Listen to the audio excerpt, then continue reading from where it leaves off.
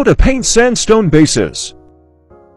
So the base has just been primed black, and then using my airbrush I just went over it with some XV88. So next up we're going to use some Doom Ball Brown. This is a very reddish brown, and we're going to be using this to add a bit of shading to our base and also a bit of variety in the colours. So what we're going to do is thin it down into a shade, and we're going to look to apply it in areas such as these rocks here, and then we're going to feather it out over the rest of the base.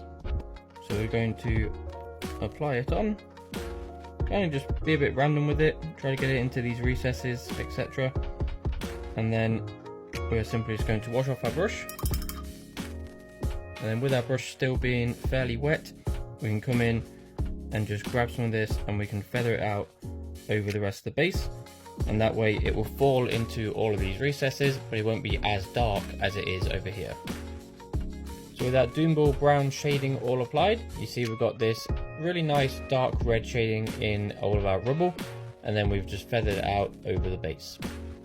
So next up we need to begin our highlights, and what we're going to do is take some Baylor Brown, and we're going to be dry brushing this over the entire base.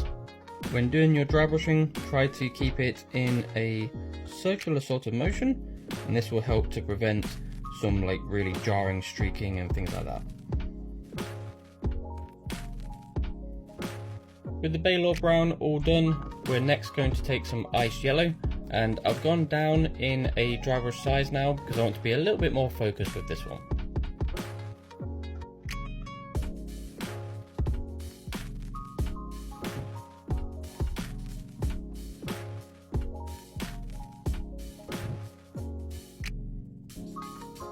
So after the Ice Yellow, you can see now we're really starting to build up a lot of variety in colours now, and we've still got some of that red showing in those deepest recesses.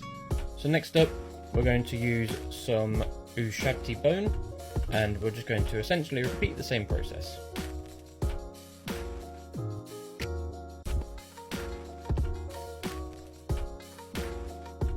And finally, just as a very light dry brush, we're going to take some Ivory, and this time we're going to be aiming this more for the really raised areas such as this pillar and then the edges of the base along here.